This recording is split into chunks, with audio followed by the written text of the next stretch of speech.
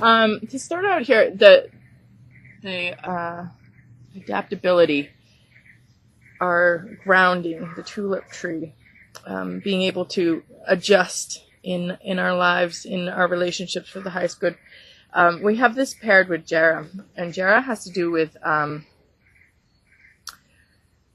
receiving the results or the rewards from everything that you've done. So everything that you've done, getting your karmic returns, whatever your karmic returns are, they come back to you.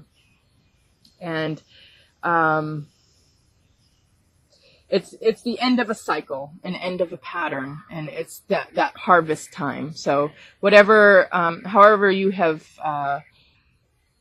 put in to your harvest, you're now receiving back. So there's this adaptability with your, based on your returns, how you're going to relate to different people or relate to your life. You do have a lot of shifts and changes here. This does seem a time for transformation. It says the transforming power of time. And this is transformation here with heartbreak, integrating the good and the bad, and understanding this heartbreak and understanding how human mysteries. This is the Bhatia Arcana has to do with the human mysteries and what things that we can't really see, why things happen the way they happen, why, bad things happen to good people, and how you think the world is one way and how it can go another way. And then we have this, again, combined with rune, Iwas, which has to do with enlightenment, again, which is the integration of the negative, understanding the negative with the positive, how negative things can also be positive in the grand scheme of things. Just like all your relations, when you look just one-on-one with this tunnel vision, you can get very skewed. But when you look at the complexity of, the one and all, you get a clearer vision. Just like if you see, one incident, maybe it might not look good, but when you see the grand scheme of things, it's actually always positive. Things always work in our favor. So this does have to do with a sense of purpose here, an understanding, of why things happen. A sense of purpose, a sense of motivation, and having an understanding of driving forces and motivations. And it also has to do with defense and protection. So it's strength and dependability, trustworthiness. So this is like a solid, represents something very solid coming in your enlightenment, or in your understanding where the good and the bad, they work together for you. And then we move into Little Red Amore, which is great change. Like, this is, you have to change your life for something. Your whole life changes now because of something that you love. It's like that fire under your butt. You understand that you have to include something new that comes into your life. There's no way that you can live your life without including this, or something changes the course of your life forever, where this is significant enough to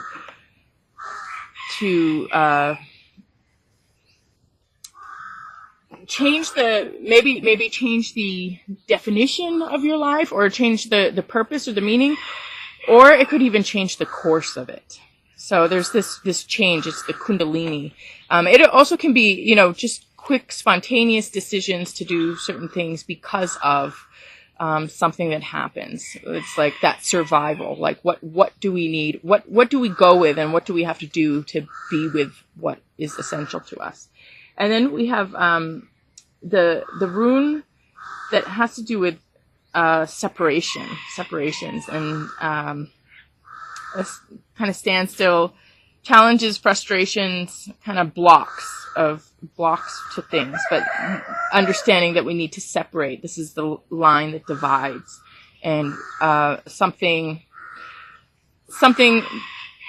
if we are meant to include it and incorporate it into our lives, we change our lives, and then other things fall away. So this is about the changes in our lives require some type of line, some type of boundary, some type of division.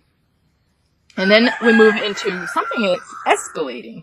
And this one I drew some clarifying cards on as well. And we have Kung, which has to do with hunter-gatherer lifestyle and of the Bushmen, and really being flexible. And actually, this is flexibility, adaptability to certain situations. They don't plan things. They don't have a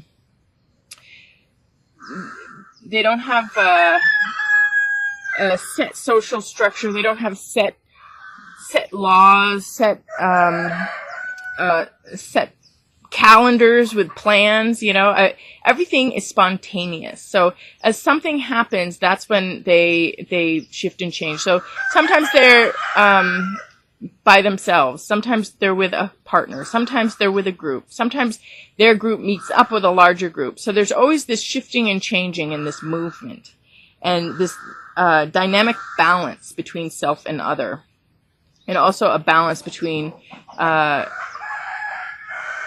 within themselves with the universe, because they have these ropes to God. So they have this strong spiritual connection to things. So and this is also about efficiency, because the hunter-gatherer is extremely efficient with energy. They receive the most calories for the least amount of work. So this is just talking about really being efficient with things and being flexible, and not planning, but being able to be able to adapt to any situation at any point in time. And in that spontaneity, being able to organize really quickly. So we have this escalation that I almost want to say there's something that needs to, you're going to have to respond to something that is escalating here. But you have this ability to know when to fight and know when to just stand your ground.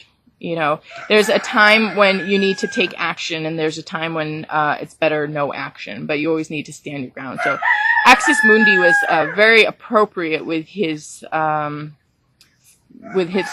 fighting. Any rooster or any animal that would cause a problem, he would sit there and stand his ground for a while until they would initiate, and then he would rise to the occasion.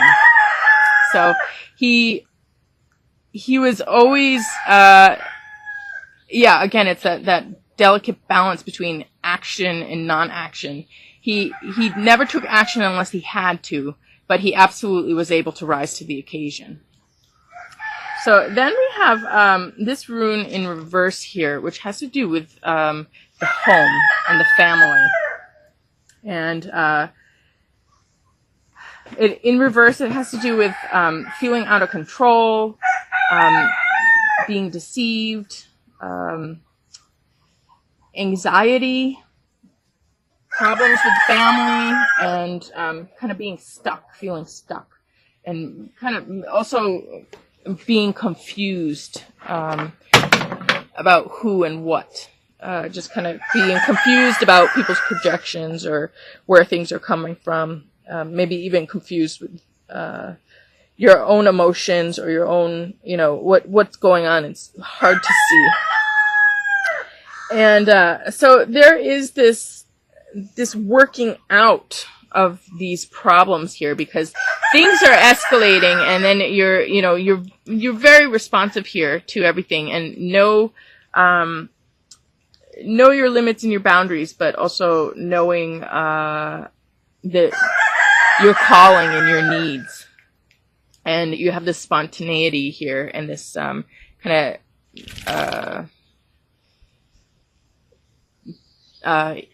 complex equilibrium with a complex balance act with many people, and how to have right relations. We have this right relations here, being able to adapt to your relationships and be appropriately close or appropriately distant with the people that you either go with or don't go with, and doing this for the highest good.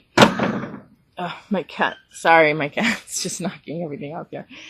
So, anyway, looking at this, it seems like, there is this big change, this big, shift and change in your life where you are really coming to terms and accepting, the way things have gone, or what, the bad that has happened, and are integrating it, and then, finding something that really gives yourself meaning and purpose, and kind of taking a new direction in life and breaking away from some old things. And then again, this is situations with family or with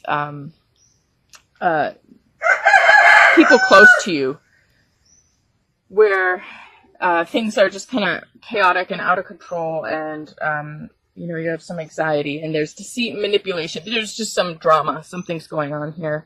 And if things do climax, and you do find your way in how to relate to these people, and what's truly best for you is truly best for everyone.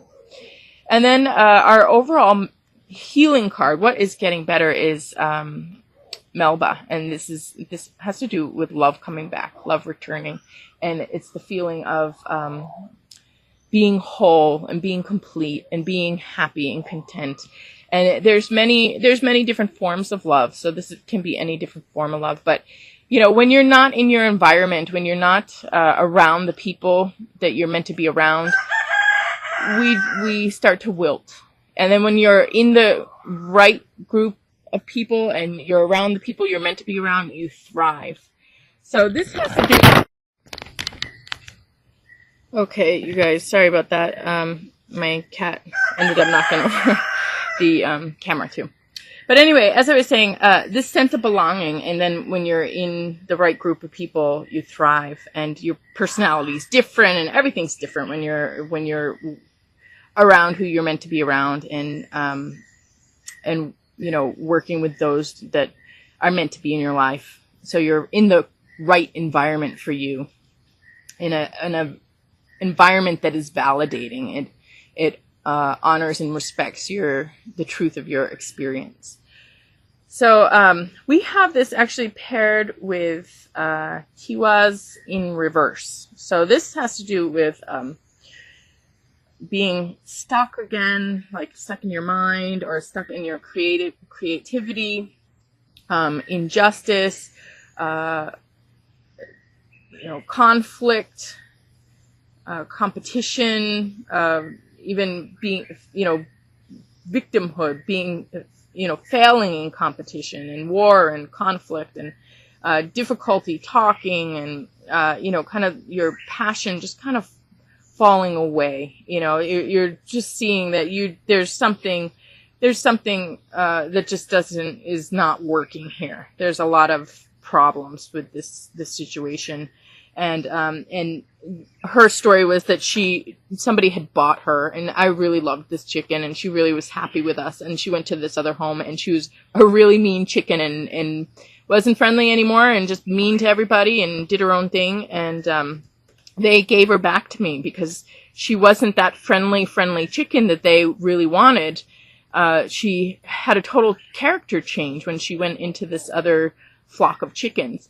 And then again, when she was brought back to me, she went right back to her normal personality, and she was like really happy and loving with the other chickens and loving with people. I mean, just totally different chicken. Nothing the same between her character in my flock and the other flock. So it has to do with, knowing where you really belong. And if there is major competition and conflict and inability inability to communicate, or, you know, just being blocked and stuck with everything, not being able to move or do what you want to, it's just not the right environment. And there are environments that you can move to and really thrive. So, this is about having the environment around you all of a sudden become supportive again, you know, being taken out of your element and then getting back into your element. And then our overall message card here, is Cinnabrite. And this is the, quickest refractive power. So it's the quickest, shift and change that can happen that causes an adjustment. And it's also an elixir for immortality. It's a type of liquid mercury or a type of mercury, and it could potentially kill a person, or in small doses, it's the elixir for immortality. It makes them stronger. So this talks about major shifts and changes in life that happen rapidly, causing an adjustment. And what doesn't kill you makes you stronger. You learn and you grow. And again, we have a rune in reverse here, which has to do with danger and betrayal and evil, just really bad, bad stuff, betrayal and manipulation, hate, lies, jealousy, this negative stuff that is now the overall message is this is shifting and changing. And what didn't kill you makes you stronger. You're gonna zero factor the life that you're experiencing right now and come into a new place in your life and a new situation where this stuff just is not happening anymore.